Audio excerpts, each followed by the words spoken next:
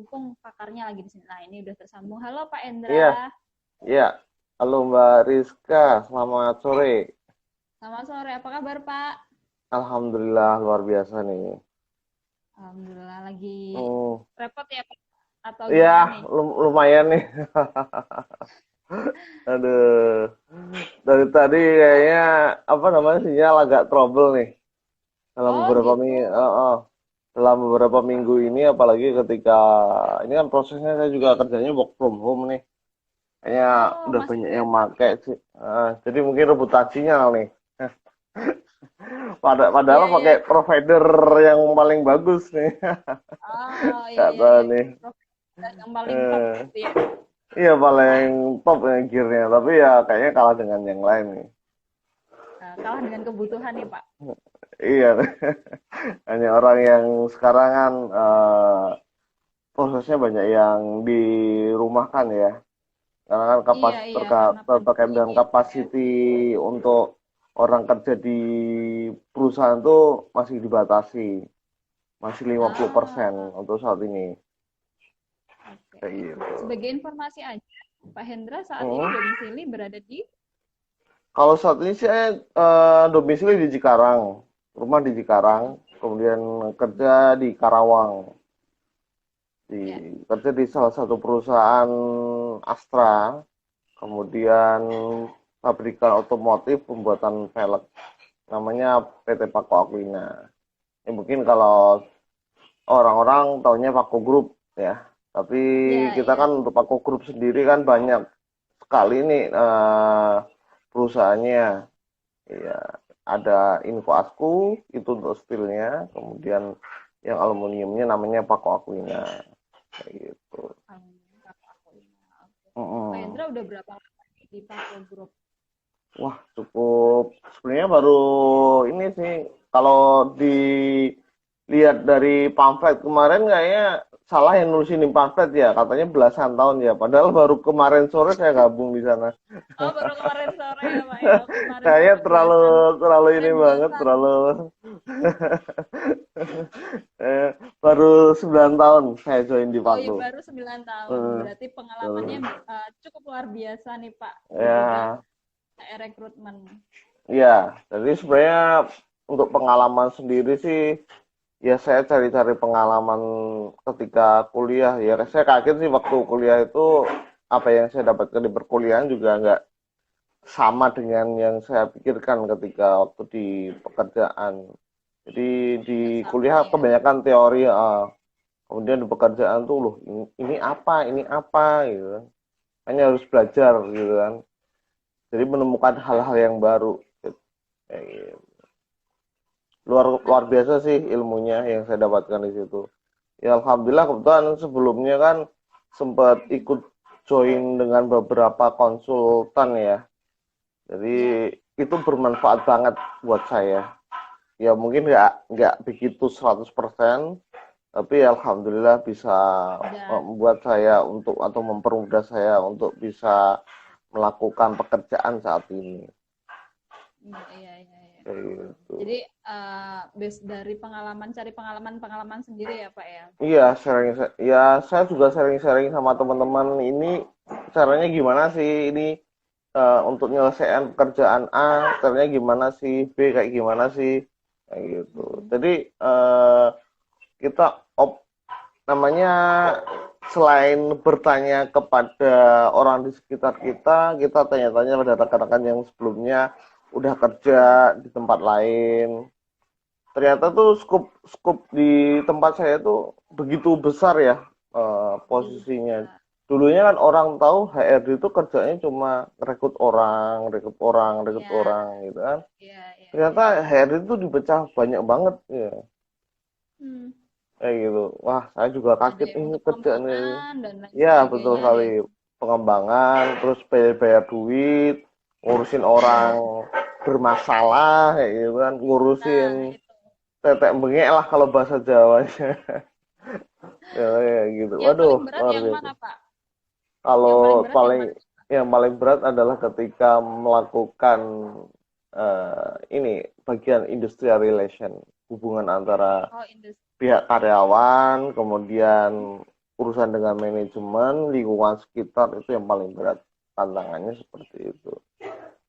Tentunya yang Tapi paling berat itu yang paling asik ya Pak ya. ya, tentunya paling berat, paling asik. Itu ilmu itu harus digali ya. Jadi memang kita harus menggali apapun yang ada di dalamnya, tidak hanya itu aja ilmunya yang kita dapatkan. Ya enggak, ibaratnya kita nyari kerja tuh enggak harus posisi A, bisa juga posisi Ya. B, terus kita cari tahu ini caranya gimana, posisi C itu caranya gimana nyelesainnya kayak gitu. Jadi kita kuliah juga nggak harus sesuai dengan jurusannya, jurusan A mungkin nggak harus di posisi atau dengan pekerjaan A, bisa juga dengan pekerjaan C juga bisa kayak gitu. Contohnya nih, saya psikologi jadi marketing. Nah, marketing sebenarnya itu posisi yang paling basic untuk ini apa namanya, menggali ilmu lebih banyak karena berhadapan dengan orang Praktis banyak. gitu, Pak. Karena berhadapan dengan orang berhadapan banyak orang gitu ya. banyak, kemudian ya apa, sering berkomunikasi itu melatih kita juga untuk menjadi pandai ya, ibaratnya gimana ya, Pandai punya menikmati situasi berinteraksi dengan ya orang gitu berinteraksi ya Pak dengan ya. orang kayak gitu, Mengerti orang lain, ngerti orang satu lain, orang betul lain. sekali. Kayak gitu. Sebenarnya kalau ingin belajar ya dari situ sih, Dari tapi paling bawah ya. dari paling bawah. Tapi alhamdulillah tiba-tiba waktu itu saya juga posisinya langsung di posisi sesuai dengan jurusan yang saya dapatkan, yaitu HRD. Jadi kalau mamanya psikologi memang cocoknya di HRD, tapi kalau teman-teman ingin mencoba di posisi yang lain silahkan, tidak ada masalah sih. Itu Ya, aja gak ada sih. masalah Iya. karena semua ilmu bisa diterapkan di berbagai pekerjaan ya Pak ya. Yang penting kita Terlihat porsinya. punya kemauan untuk mencari jati diri. Jadi semua ilmu itu bisa kita cari. Yang penting kita ingin belajar, itu aja sih. Oke, ini ada pertanyaan. Maaf, ini saya boleh langsung bertanya atau bagaimana ya? Boleh, silakan teman-teman Smart Partner, silakan langsung komen aja di bagian kolom komentar. Nanti akan saya bacakan dan dijawab langsung oleh pakarnya. Waduh, saya bukan pakar nih, cuma sharing aja nih. Oh iya, sharing. Sharing aja, sharing pengalaman aja. Saya bukan pakarnya, bukan kayak Mario Teguh gitu. Tapi kan jauh dari saya, Pak. Aduh. Lebih pakar Pak Indra di luar saya nih. Sebenarnya lebih banyak pakar-pakar di luar sana yang lebih menguasai ilmu yang ada gitu kan. Iya. Saya terpancing di HRD karena ini juga sih, karena ada salah satu teman juga yang oh ya, sebentar, maaf. Oke, sebentar ya, sebentar. Oke, jadi waktu itu sih memang terpancing sama salah satu teman juga yang bekerja di perusahaan Astra. Dia juga seorang motivator juga. Kok dia luar biasa banget gitu loh, dengan apa namanya, dengan tingkat posisi yang dulunya orangnya biasa-biasa aja, kemudian dia sekarang posisinya sudah menjadi division. Jadi itu menggugah saya apa namanya, untuk bisa ingin melampaui dia saat ini. Terpancing nih ya Pak ya. Nah, terpancing betul sekali. Jadi kita harus lari secepat mungkin sih kayak gitu. Karena kalau kita diem-diem aja, kita nggak bakal kemana-mana ya, di situ-situ aja. Betul di situ aja gitu. Oke. Nah, kemarin itu udah ada beberapa pertanyaan yang masuk di IG kita nih Pak. Kita kan kemarin ada apa namanya sedikit polling apa namanya tentang seputar melamar pekerjaan nih.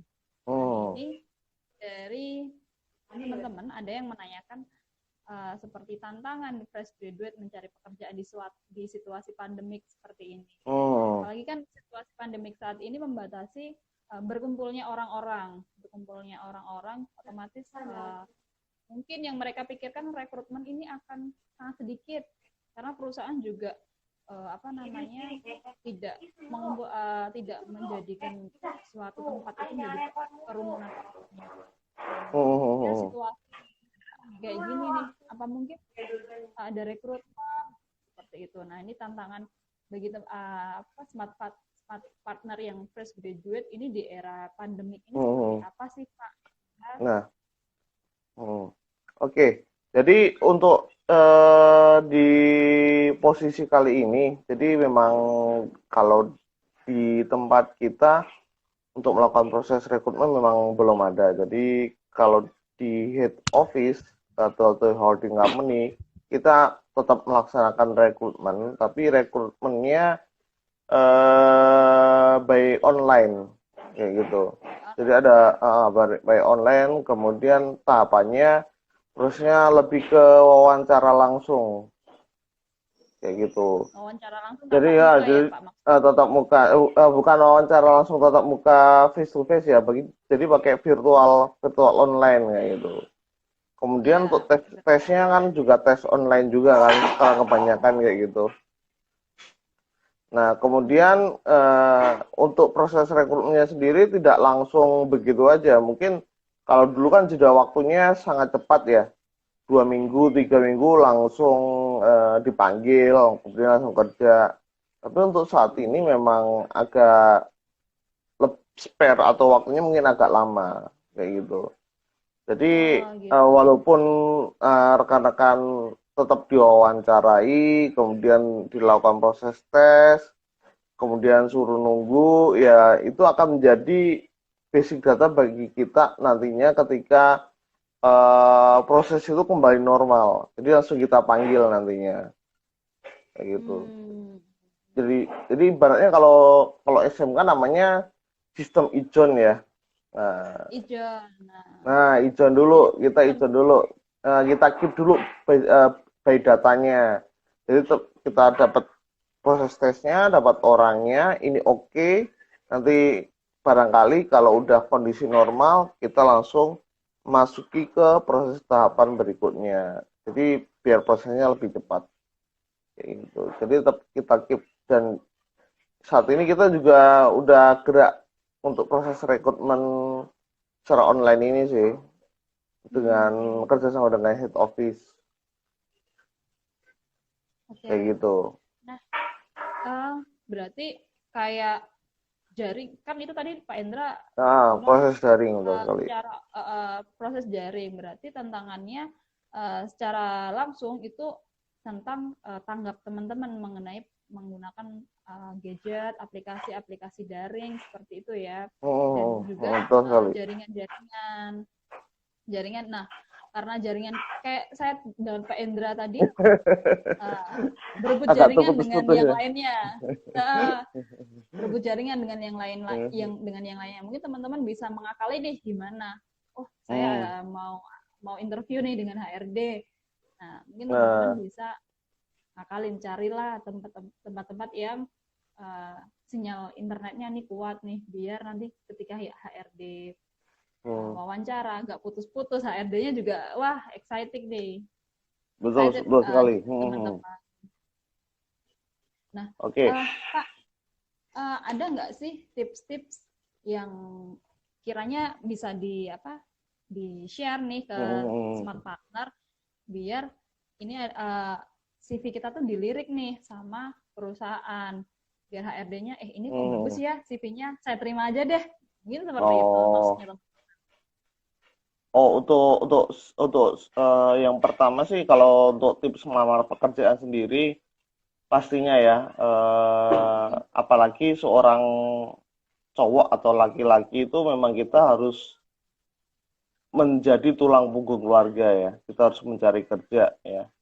Jadi nantinya ketika kita hidup berumah tangga, kita harus menafkahi keluarga, apalagi untuk kita sendiri. Kemudian untuk mencari pekerjaan, yang pertama jangan pilih-pilih pekerjaan lah, intinya seperti itu. Walaupun Jangan pilih-pilih pekerjaan tuh ya. pilih-pilih jangan pilih pekerjaan, intinya seperti itu.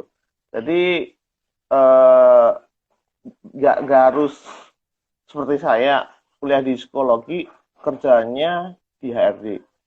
Nah, barangkali ketika ada posisi di marketing dan perusahaan itu tahu bakat kalian atau bakat teman-teman di situ, ya dimasuki dulu aja. Nanti kan ya sebagai batu loncatan. Gitu.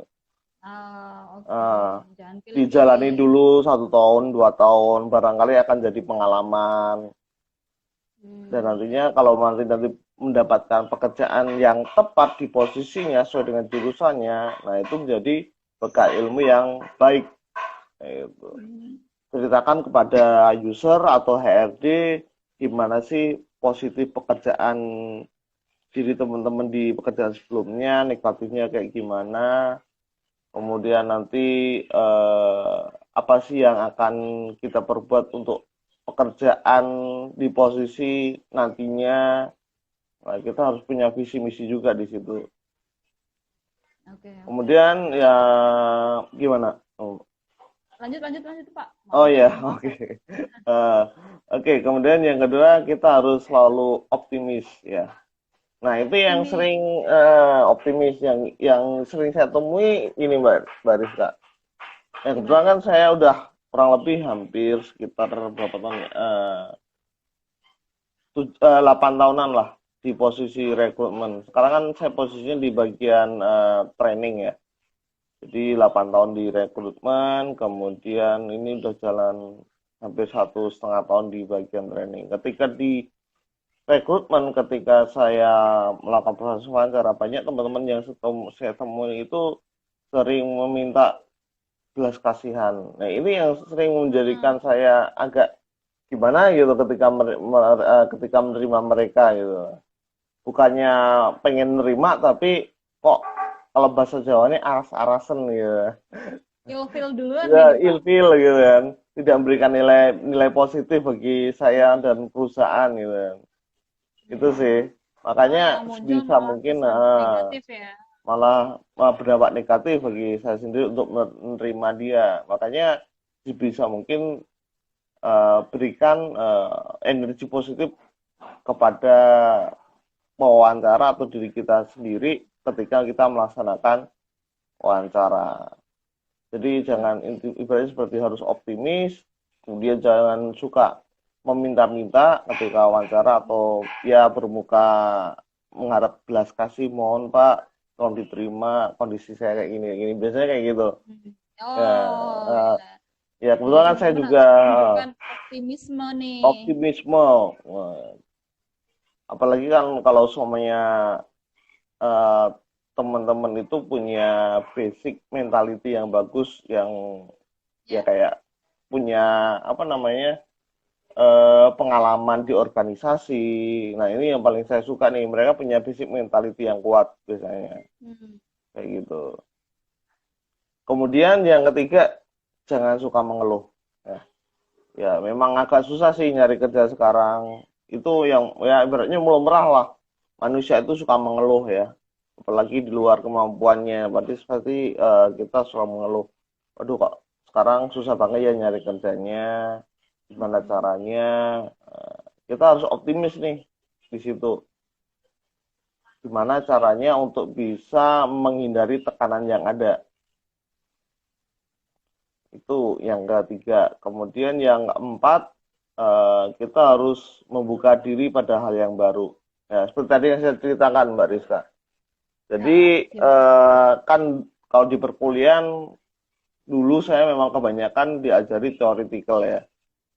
Nggak ada sama sekali di perkuliahan itu ilmu yang saya bisa terapkan di dunia pekerjaan ketika itu.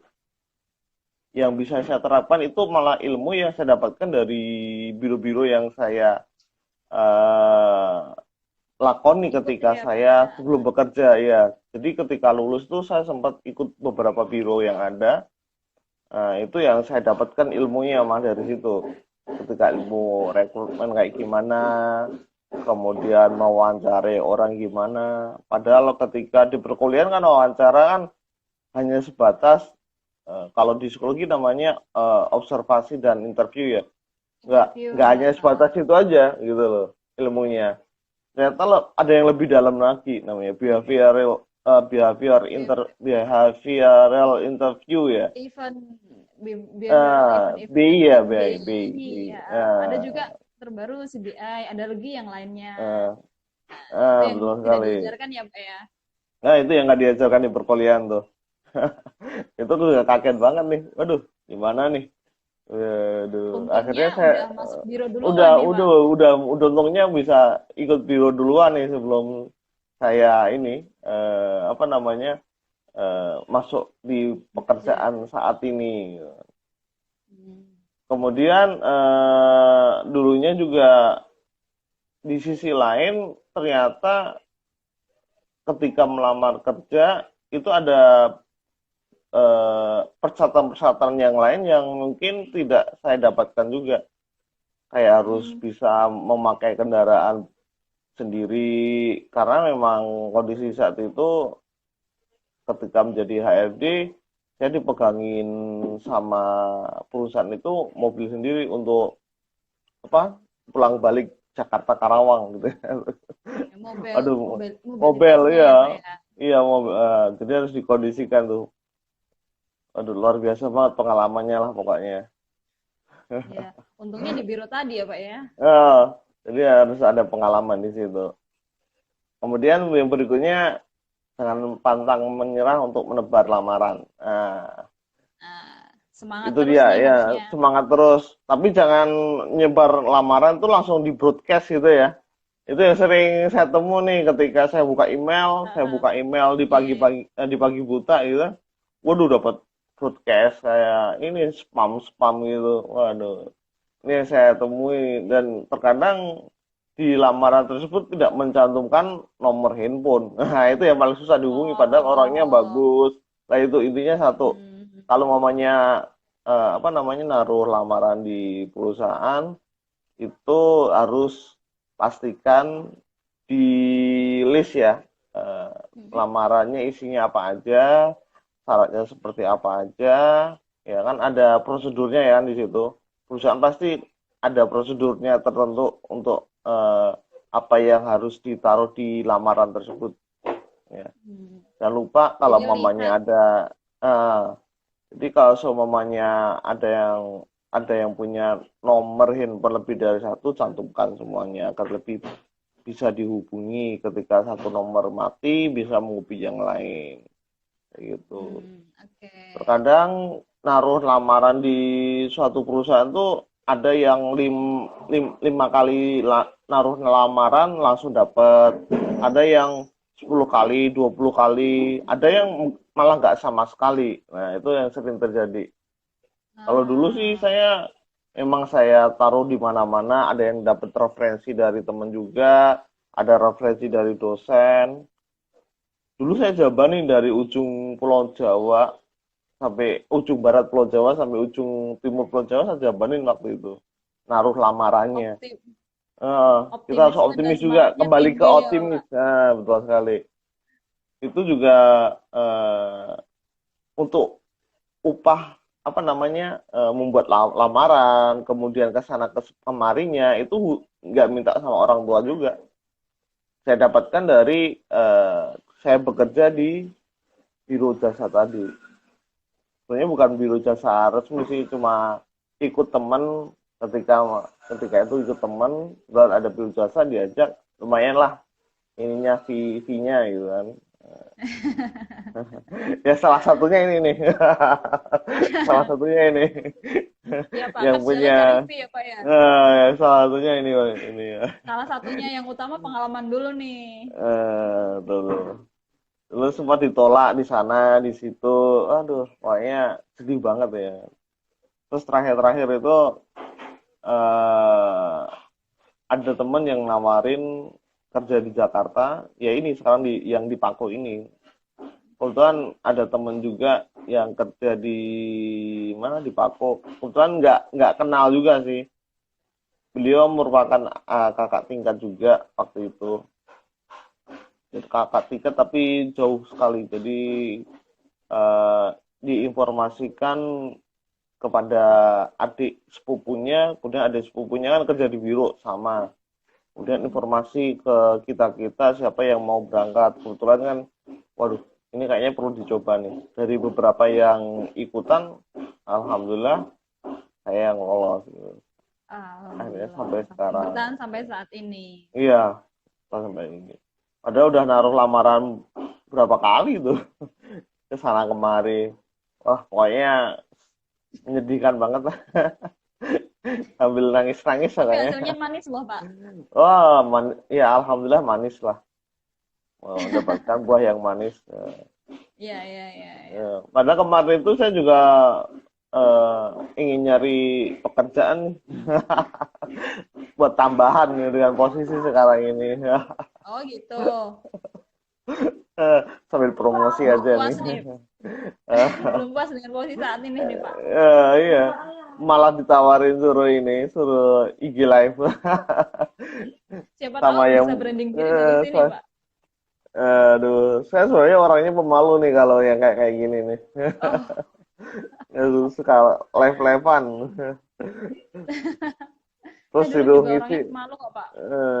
Tapi makanya kita seperti ini. Makanya kita harus punya rasa optimis di situ. Jadi kita harus menebar rasa optimis untuk mencari sesuatu agar dipandang orang lain tuh, oh ternyata orang ini bagus nih. Oke, saya rekrut. Nah, itu sih.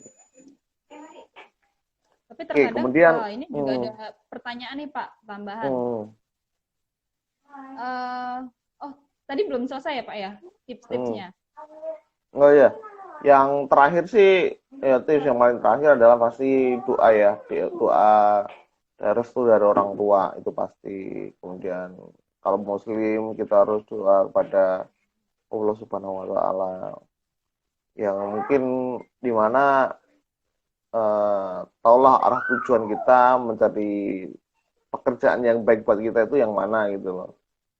Dulunya sempat terakhir itu sempat melamar di suatu perusahaan tuh lolos, kepanggil sampai tahapan akhir, tapi nggak saya ikutin karena alasan apa saya lupa. Dan kebetulan di beberapa bulan berikutnya perusahaan itu udah gulung tikar, wah kayak gitu. Oh gitu. Jadi sudah terjawab nih, Allah tidak mengijabah karena tidak mengijabah. Jangan dulu deh. Yang gitu. Lebih bagus. Gitu. Betul waktu itu, waktu itu ininya waktunya bentrok dengan adanya proses ketika ikut di biro. Jadi ada perjalanan kemana, kemudian ada proses interview terakhir dengan presiden direktur. Nah, itu pastinya lolos ya kalau interview dengan presiden direktur ya. Waktunya bentrok dan nggak bisa kan, posisinya jauh, nggak mungkin langsung datang gitu aja dan meninggalkan kewajibannya kan ketika di biro. Ya udah, akhirnya saya putuskan untuk di bironya dulu. Barangkali ada tempat kerja yang lain yang mungkin cocok dengan saya. Gitu sih. Baik. Itu sih ada yang lagi kah Pak tipsnya mungkin itu aja sih yang mungkin bisa saya utarakan. Kita sharing aja ya Mbak. Iya. Jadi teman-teman kalau ada pertanyaan nih ke Pak Hendra bisa langsung ketik aja di kolom komentar, nanti saya bacakan pertanyaannya. Nah, ada teman-teman juga yang bingung nih Pak. Nanti mengenai kualifikasi. Kualifikasinya harus ada yang pengalaman, sedangkan dia ini fresh graduate. Gimana nih? Sedangkan dia juga butuh pekerjaan. Tapi kebanyakan lowongan itu cari yang pengalaman. Tapi banyak juga nih yang baru fresh graduate. Jadi bingung gitu. Harus gimana tuh Pak? Nah, itu biasanya kalau di tempat kami, bagi yang rekan-rekan yang belum ada pengalamannya, yang pertama kita cari yang punya pengalaman organisasi seperti yang saya udah informasikan tadi. Nah, yang pertama punya basic mentality yang kuat. Kalau mamanya memang nggak ada pengalaman organisasi, ketika di perkuliahan, gimana dia memahami teori, kemudian eh, analisanya kayak gimana, itu yang kita cari. Seperti itu. Jadi yang pertama posisinya kalau mamanya yang fresh graduate kita kategorisikan cari yang punya pengalaman organisasi, kemudian yang kedua kalau tidak punya pengalaman organisasi, punya yang kemampuan analisa yang bagus, kayak gitu. Kalau analisa yang bagus pasti dengan walaupun dia tidak organisasi pasti punya kemampuan analisa yang bagus untuk menyelesaikan masalah itu yang mungkin second opinion yang akan kita pilih. Seperti itu. Jadi karena sudah terjawab ya. Karena kebanyakan orang-orang yang punya pengalaman atau analisa ketika di pekerjaan atau bekerja di suatu tempat tertentu terkadang betah-betahan ya. Mungkin tiap masing-masing orang beda-beda ya. Ada yang betah di tempat A, ada yang betah ternyata setelah dilakoni beberapa bulan, ternyata kabur kayak gitu. Ya, mungkin sering terjadi di perusahaan-perusahaan lain sih. Walaupun IPK-nya bagus, analisanya bagus, gitu kan, udah direkrut, udah dilatih A, B, C, D, ternyata kabur. Nah, itu yang malah bagusan orang yang punya pengalaman organisasi, tapi IPK-nya pas-pasan, bisa-bisa aja. Nah, itu dua pilihan yang nanti akan kita kejar di situ. Makanya kan ada dua tugas. Kalau kita sebagai HRD tugasnya adalah tahapannya adalah dari tahapan menganalisa seseorang tersebut. Kalau kemudian ada tahapannya kedua nanti ada tahapan B, interview dengan user ya. Nanti akan lebih dianalisa tentang kemampuan bidangnya. Gitu. Contohnya kalau dari teman-teman teknik mesin, kalau HRD cuma nanya, oh ini orangnya kayak gini. Ya, cara berpikirnya bagus, runtut. Kemudian kalau user lebih ke kemampuan teknikalnya kalau interviewnya. Jadi saling melengkapi. Saling melengkapi ya Pak ya. Baik, berarti kalau untuk fresh graduate sebelum kalian lulus jangan pasif-pasif kalau kuliah, kalau sekolah. Betul sekali. Kalian harus ikut organisasi kalau jaga nih bahasa Jawanya. Jaga-jaga kalau pengalaman perusahaan-perusahaan yang di luar sana itu mencari yang pengalaman. Kriterianya kualifikasinya yang pengalaman. Oh, kalian ada bonus nih, ada punya cadangan. Oh, saya ada pengalaman organisasi kok. Kemudian berarti jangan ini ya Pak ya, jangan malu-malu kalau ada lowongan yang sekiranya membutuhkan kualifikasi yang berpengalaman. Jangan ragu-ragu untuk tetap melamar ya Pak ya, dengan percaya diri dan semangat optimisme gitu ya. Betul sekali ya. Jadi kalau di perusahaan sekarang kan ada beberapa perusahaan yang mungkin membuka lowongannya, ada yang posisi reguler, ada yang manajemen development kayak MT gitu, manajemen train ya. Nah, kalau yang reguler ini lebih dicari orang-orang yang berpengalaman. Ya, jadi langsung siap pakai. Kalau MT yang mungkin dikejar lebih ke kemampuan analisanya ya. Jadi nanti tetap akan dilatih walaupun nggak berpengalaman sama sekali, di program MT ini akan kita latih untuk menjadi orang yang sesuai dengan apa yang kita butuhkan. Jadi tidak usah khawatir bagi teman-teman yang belum berpengalaman atau yang sudah berpengalaman untuk melamar kerja di suatu perusahaan ya. Kecuali kalau ini ya, beda kalau punya usaha sendiri. Beda kalau punya usaha sendiri, mau gimana aja bebas ya Pak. Punya usaha bebas ya. Pengalaman nggak pengalaman, yang penting usaha gitu kan. Wani-wanian lah gitu beratnya kalau bahasa Jawanya gitu. Banyak teman-teman saya juga kayak gitu dari psikologi gitu kan, punya usaha sendiri gitu kan. Eh, jadi eh, ada salah satu teman saya, mungkin cerita sedikit, ada salah satu teman saya itu yang memberanikan diri sambil kuliah itu membuka usaha sendiri. Dan akhirnya sukses sampai sekarang. Tapi kelupaan kuliahnya, itu aja sih. Oh. Itu yang Tapi paling, di situ bisa tapi jangan ditiru kalau yang itu ya. Sukses jangan ditiru guys, dalam jangan ditiru guys.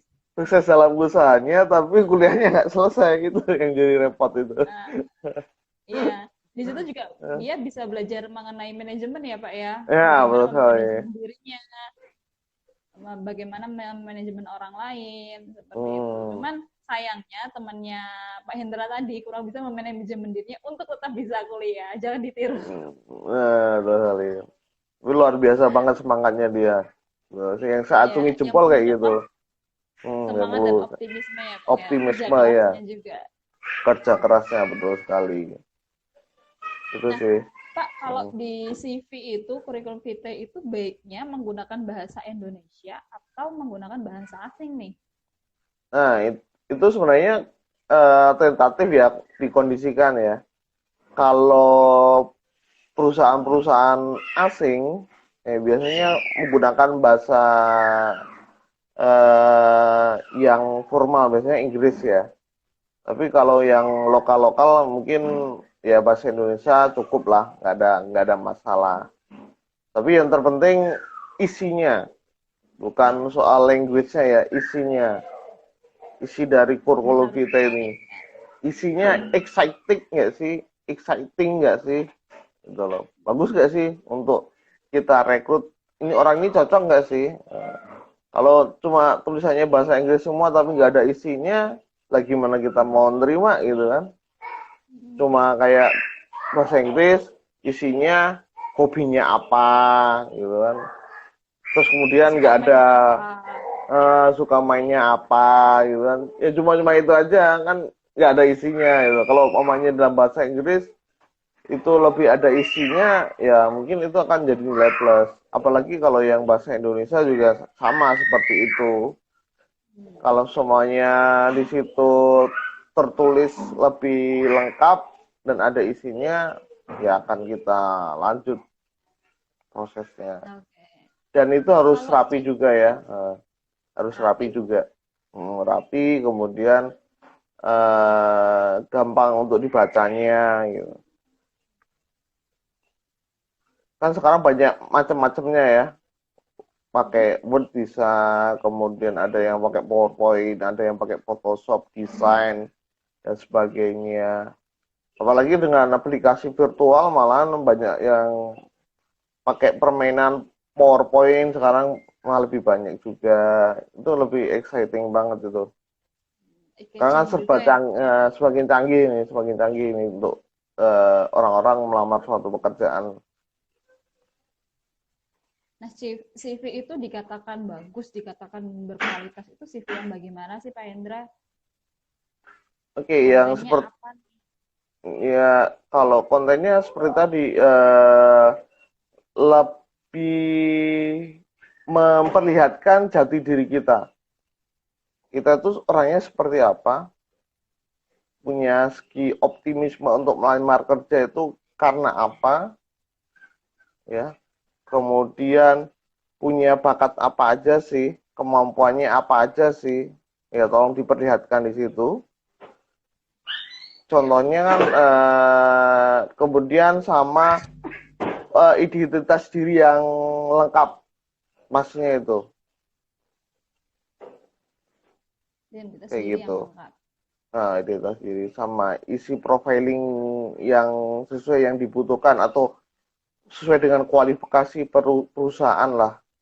Jadi contohnya kalau melamar kerja di HRD, pengalamannya apa di ke-HRD-an, mungkin basic recruitment, basic interview, kemudian punya pengalaman alat tes apa aja. Nah, kemudian kalau dari segi teknik, mungkin orang-orang teknik ya, yang sering saya temui malah kan saya udah lama nih untuk rekrutmen anak SMK. Terkadang mereka untuk mencantumkan apa namanya bakat minatnya malah lebih bagus nih daripada anak-anak teknik dari perkuliahan. Gitu.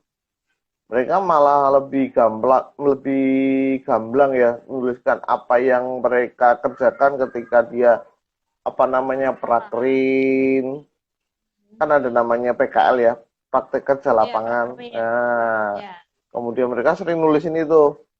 Kemudian ketika di dunia sekolah itu ngapain aja, pernah ikut magang di mana, ikut seminar apa gitu. Itu yang terkadang ada beberapa rekan-rekan anak SMK yang CV-nya lebih bagus daripada anak perkuliahan. Berarti benar-benar harus menunjukkan dirinya seperti apa. Betul sekali.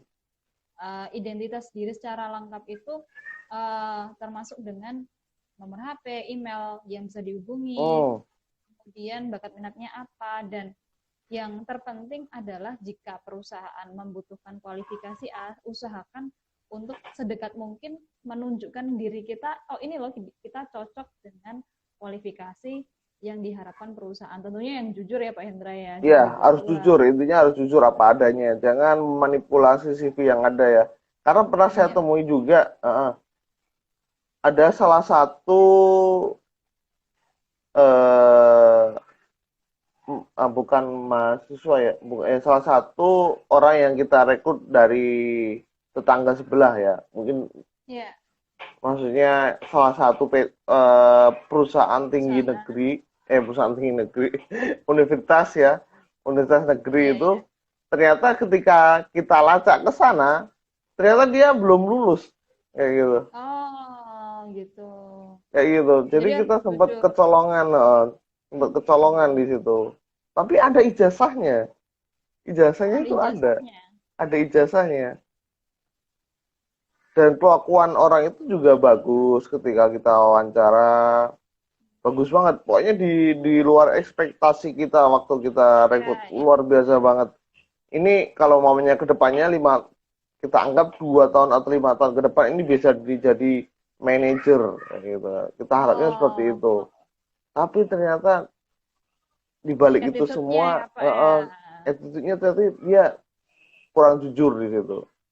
Karena ada beberapa rekanan atau perusahaan tiba-tiba telepon ke perusahaan kami, "Bapak menerima orang ini." Yakin? Coba dicek dulu gitu.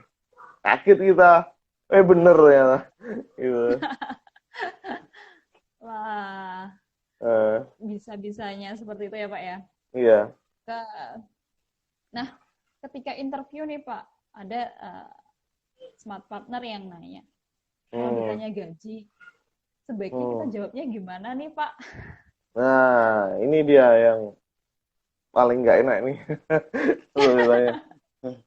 Ya, pertama tuh kita harus browsing dulu ya. Browsing dulu. Kan ada standarnya biasanya ya. Untuk standar level perusahaan grade A itu level gajinya dari A sampai berapa rupiah sampai berapa rupiah. Grade B berapa rupiah sampai berapa rupiah kayak gitu. Contohnya kayak Astra kan juga ada grade-nya, ada grade A, B, C, D gitu kan. Ada yang kayak yang kalau subholdingnya kan ada Astra Internasional, mungkin Mbak Rizka tahu kan. Astra Internasional itu punya anak perusahaan, ada Asmo 1, Asmo 2, Asmo 3, Asmo 4, Asmo 5 sampai sekarang. Nah, kalau saya masuk ke karena komponen otomotif, saya masuk ke Asmo 3 ya, Astra Autopart namanya.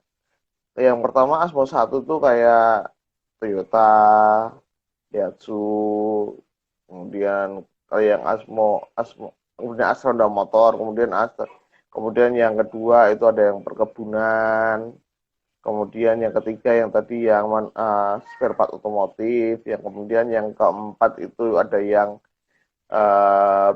building ya, pembangunan jalur tol. Kan dia sekarang Astra tuh punya salah satu perusahaan membuat jalur tol ya, salah satunya yang ada di Boyolali.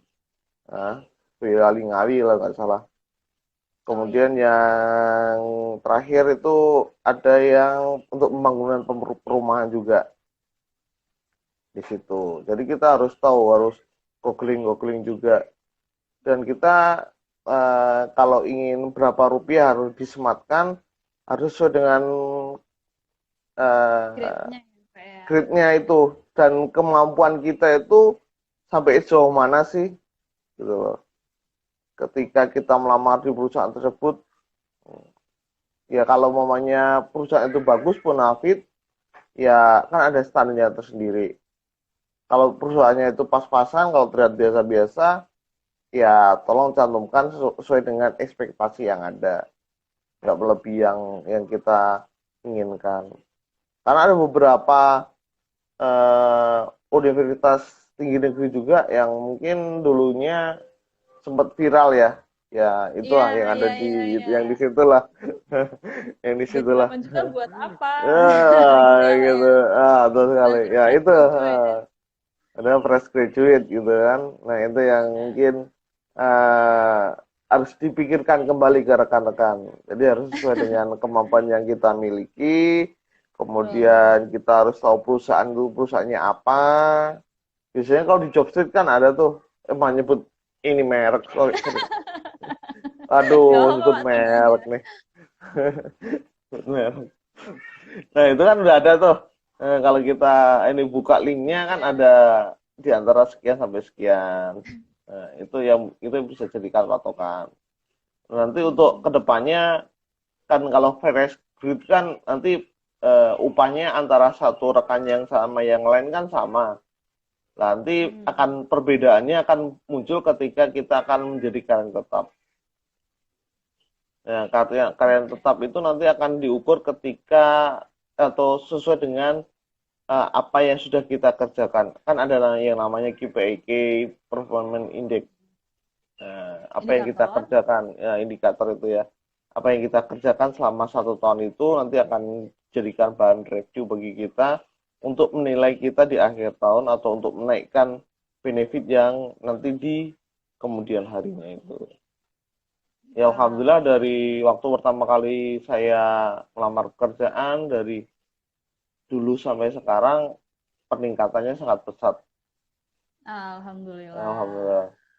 Tapi sangat beda jauh sama teman-teman operator. Operator sekarang gajinya, waduh luar biasa banget, apalagi dapat lemburan. Ya curhat nih. Nah itu. Jadi posisi tidak menjamin penghasilan ya Pak ya? Iya, posisinya tidak menjamin. Pak kita padahal kita kuliah tinggi-tinggi ya. Iya. Kuliah tinggi, kemudian sering dimarahin bos ya. Kalau gaji, kalau dibilang gaji, wah kita beda jauh nih sama teman-teman yang kerjanya sebagai operator. Apalagi pertama kali masuk, mereka dapatnya malah bisa jauh melebihi kita. Wah, kayak gitu. Apalagi tambah lembur. Jadi nggak usah minder nih. Nggak usah minder ya Pak ya. Nggak usah ya, pilih-pilih. Nggak usah pilih-pilih. Nggak usah cari pekerjaan yang harus sesuai. Saya harus cari pekerjaan yang sesuai dengan bidang sekolah saya. Saya anak jurusan teknik. Saya harus bekerja sebagai orang teknik. Betul sekali. Nggak selalu akan seperti itu ya Pak Hendra dari pengalaman. Nggak akan selalu seperti itu, iya. Karena ada beberapa rekan tempat saya yang dari teknik mah kerjaannya di bagian HRD. Nah, teknik sipil dan ya, dia Pak ya? Dan dia melamarnya nggak hanya 1-2 kali langsung keterima. Berulang kali waktu itu ya. Saya pernah nemuin orang ini kok kayaknya sama gitu kan. Orang-orang ini ya, kayaknya orang-orang ini lagi. Kayaknya udah seberapa kali ya? 3-5 kali dia ngelamar di tempat saya. Akhirnya karena dia perjuangannya bagus, optimismenya tinggi, luar biasa, dan pengalamannya waktu itu semakin bertambah dari sebelumnya dia masih biasa-biasa aja. Ketika kita temui di kemudian harinya dia mendapatkan ilmu lebih. Mungkin ya nggak tahu ya di belakangnya ketika itu dia ngapain aja. Ya akhirnya kita rekrut nih di posisi yang mungkin saya informasikan sebelumnya ke orang tersebut, kamu nanti posisinya bukan di lapangan ya, tapi nanti lebih ke di office, gimana mau terima atau enggak. Ya akhirnya dia bertahan sampai sekarang. Gitu.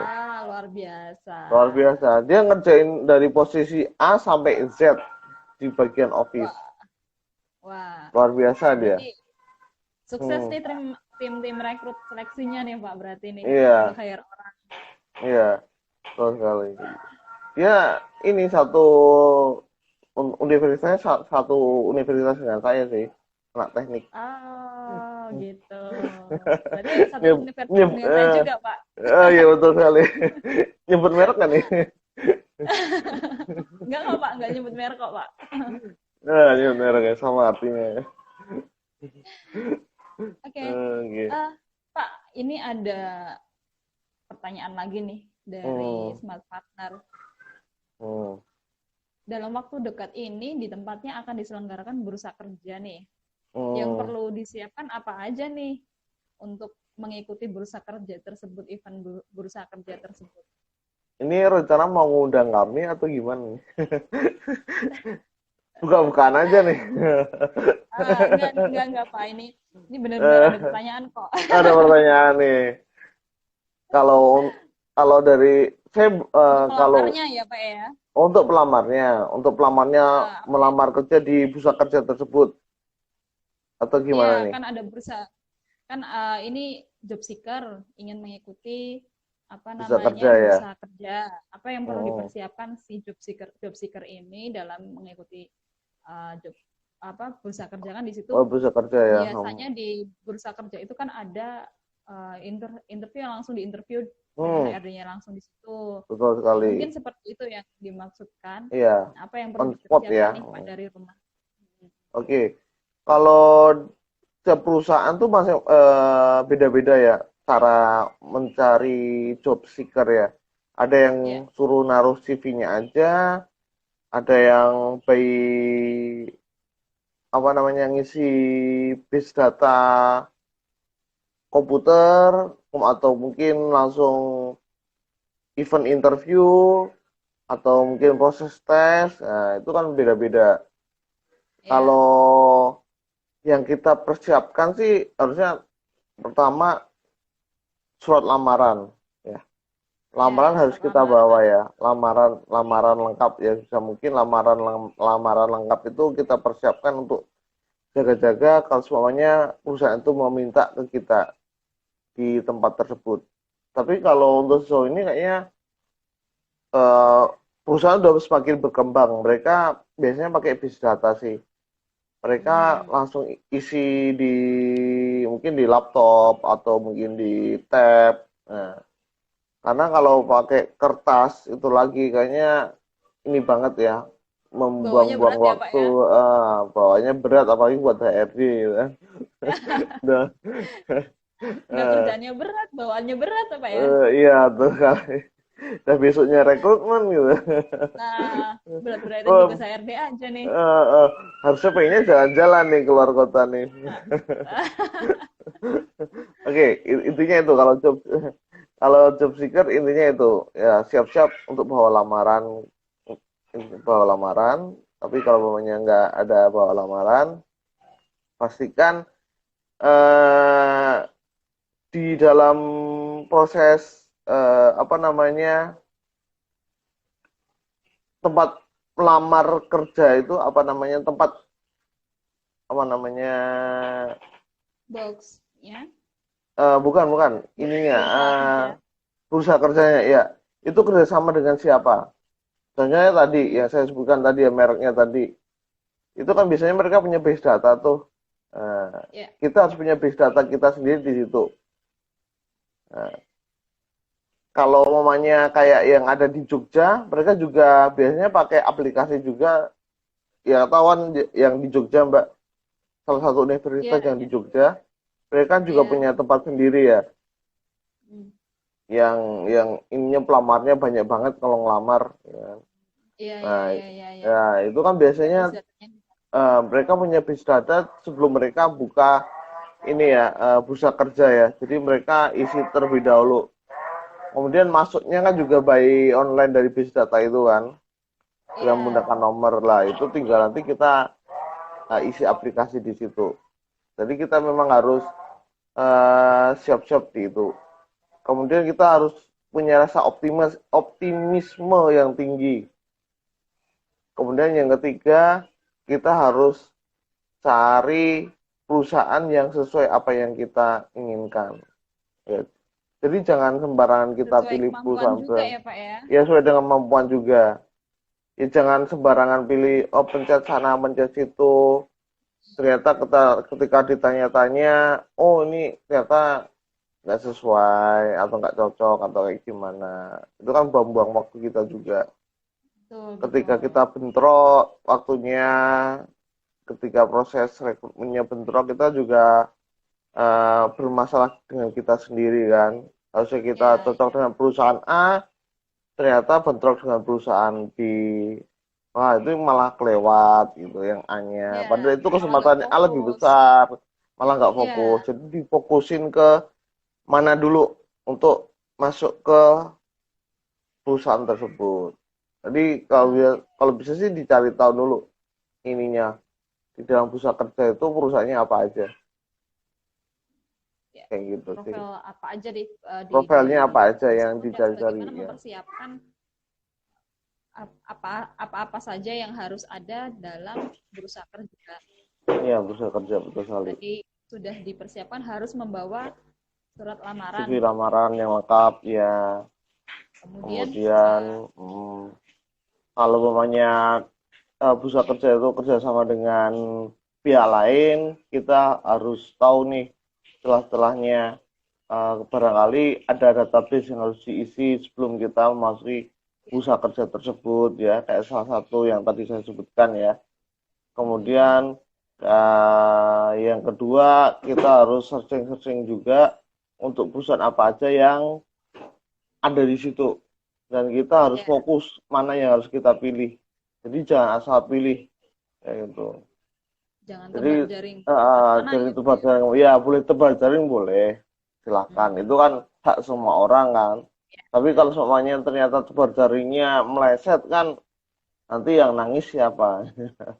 Ketika ternyata ada pilihannya bagus, di satu tempat dan posisinya itu bagus bagi kita, terlewatkan, itu sering terjadi juga sih beberapa kali yang dikondisikan ketika kita melakukan atau melamar kerja di bursa kerja yang mungkin perusahaan-perusahaannya sangat bonafit gitu ya. Ada perusahaan yang standarnya internasional, kemudian ada yang lokal gitu kan, ada yang lokalnya grade A, ada yang standar internasionalnya lokalnya grade B tapi lebih bagusan gitu kan. Nah, kita tinggal pilih aja sih mana yang bagus buat kita sendiri. Seperti itu. Pokoknya intinya tebar jaring boleh, tapi kita harus fokus kira-kira kemampuan kita tuh sampai sejauh mana. Kemudian optimisme, ya. Apalagi kalau semuanya ketika dipanggil langsung ya untuk event interview, ya kita harus langsung bisa siap untuk melakukan event interview tersebut. Kemudian jangan lupa alat komunikasi harus selalu aktif. Nah, tuh. Nah, ada itu nomor dia. WA, nomor yang betul. Berbeda. Nomor Iya, WA-nya, betul sekali. teleponnya yang masuk, SIM card-nya yang masuk di HP itu berbeda dan kita dikasih nomor yang tidak bisa dihubungi. Bingung. Betul sekali. Ya. Itu yang sering terjadi di lapangan tuh kayak gitu. Jadi tolong dipersiapkan kalau semuanya punya lebih dari satu nomor, silakan tuliskan semuanya di situ. Ataupun mungkin saudara dekat atau teman dekat atau orang tua ya, mungkin bisa. Kita jangan sampai kalah dengan teman-teman yang berpendidikan rendah ya. Mereka punya lebih dari satu nomor untuk melamar satu pekerjaan ya. Masa kita yang punya pendidikan tinggi cuma punya satu nomor dan itu paling susah dihubungi. Jangan, pokoknya persiapannya harus benar-benar matang ya, dari harus benar matang. kontak, kemudian surat lamaran, yang utamanya adalah kompetensi ya Pak ya. Sebelum lulus baiknya semuanya harus dipersiapkan. Apa nanti kita mau kerja yang gimana, inti dari kompetensi itu harus kita harus memiliki bekal. Jangan-jangan sulit-sulit, jangan istilahnya sungkan untuk mencari training, untuk mengikuti seminar ataupun workshop, mengikuti pelatihan. Kadang tuh saya lihat Pak, anak-anak sekarang tuh kalau mau ngikut pelatihan, males enakan mainnya daripada ngikut pelatihannya. Nah nanti giliran ada lowongan kerja yang memiliki kualifikasi tertentu, saya nggak punya kualifikasi itu, saya nggak punya kompetensi itu. Nah, rugi sendiri sebenarnya mereka. Betul sekali. Jadi kita ketika lulus kuliah, kita isi masa-masa di mana kita menunggu kerja itu dengan hal-hal semacam itu ya. Kita harus punya kompetensi, ikut seminar kemana, kemudian kalau halo, ya agak putus-putus Mbak Rizky. Ya, halo. Halo, masih ya? Oke. Jadi seperti yang saya informasikan tadi, kalau kita setelah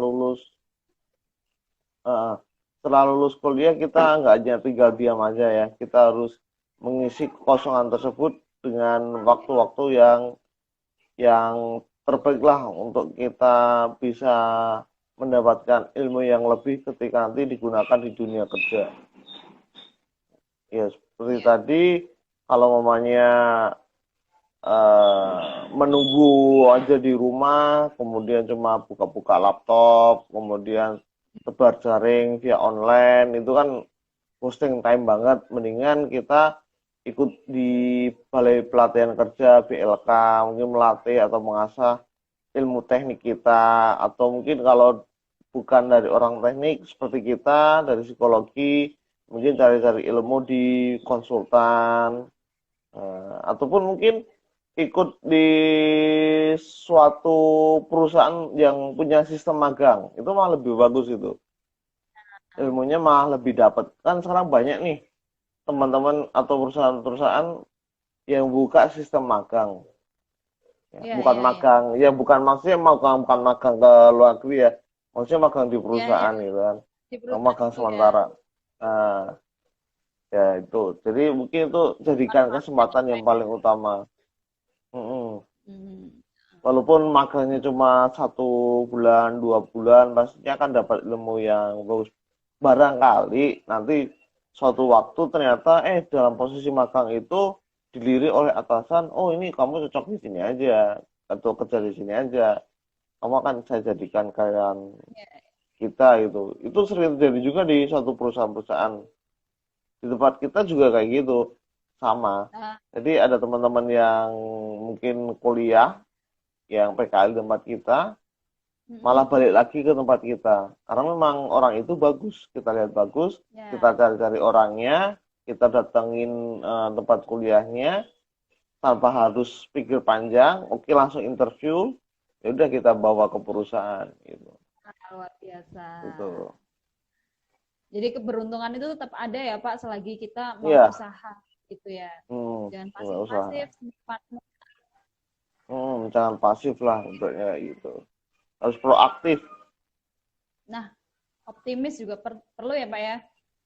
Optimis juga. Nah, dari Pak Hendra ada tambahan lagi Pak?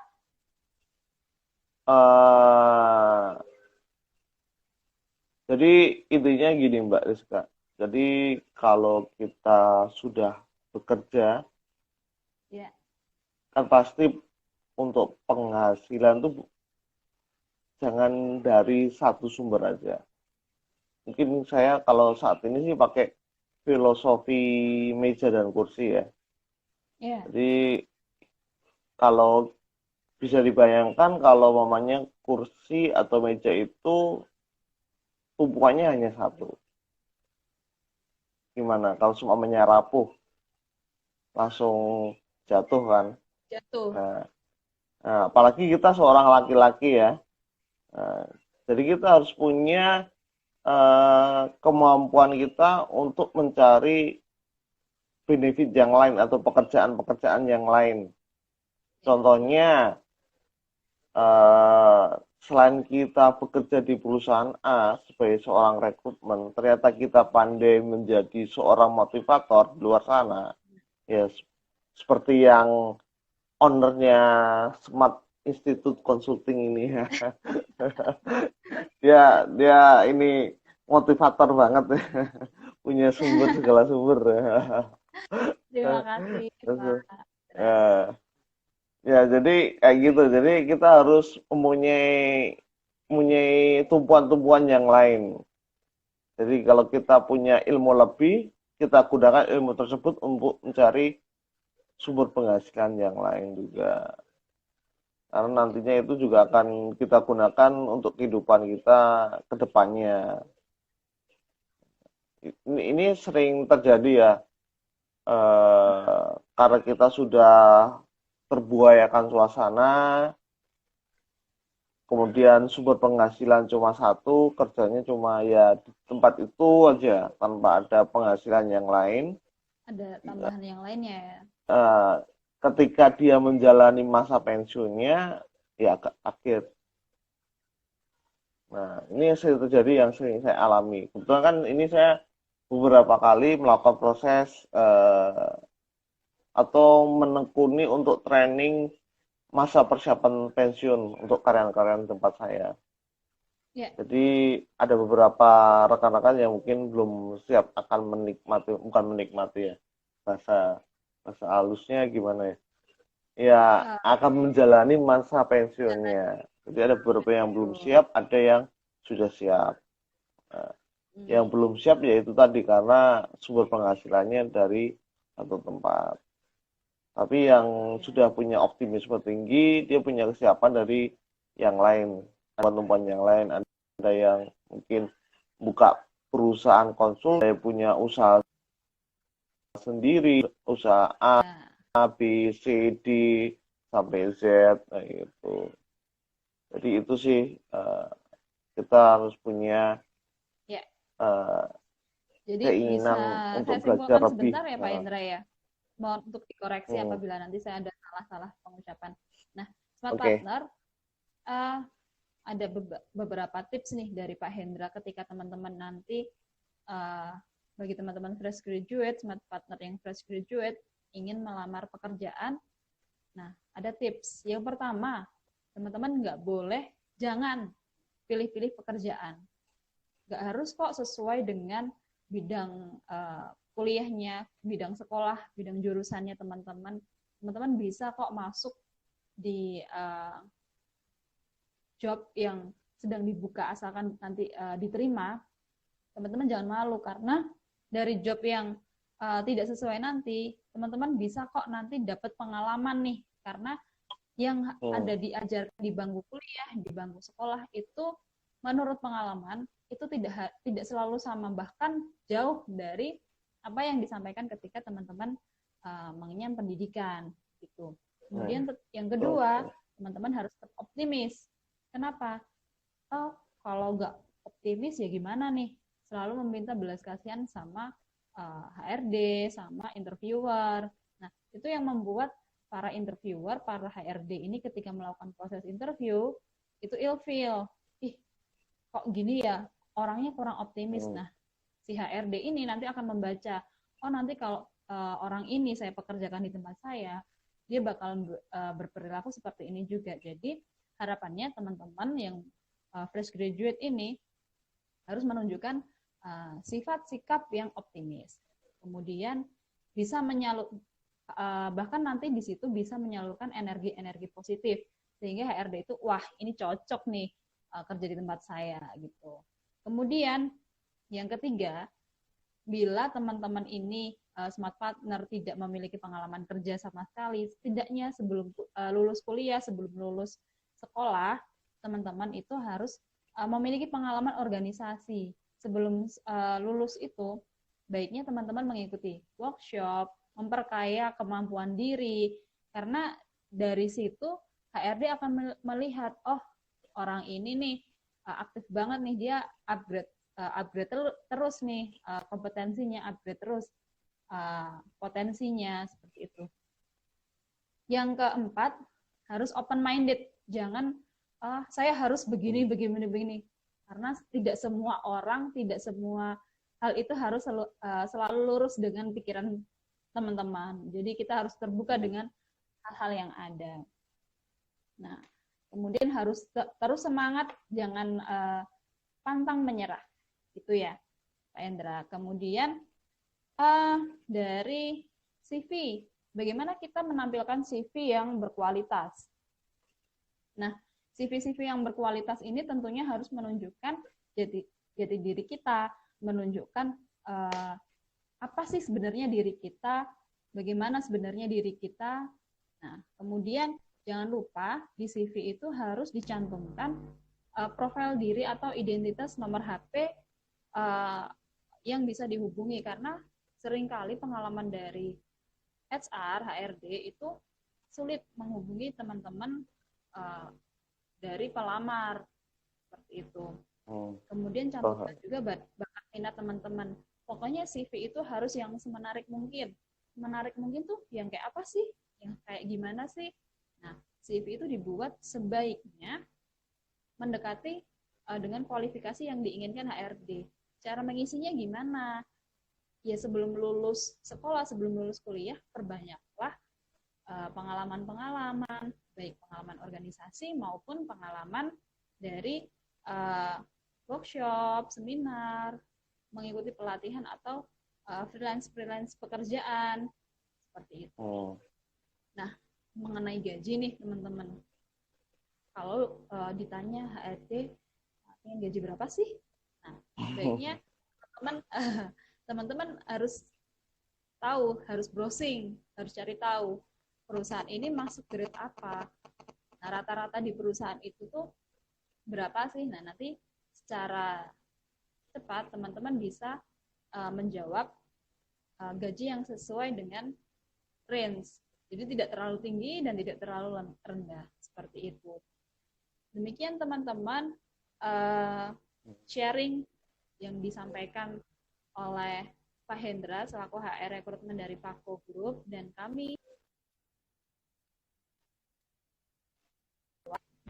silahkan nanti komen di bawah mengenai tema apa aja sih yang ingin teman-teman bahas. Nah, nanti kita coba akan cari bahas tema yang teman-teman inginkan. Jangan lupa follow juga Smart Institute Consulting dan Smart Solindo Konsultama dan Smart Solindo Consulting untuk update-update informasi selanjutnya. Jangan lupa juga follow Instagramnya Pak Hendra ya, Pak Hendra Setiawan.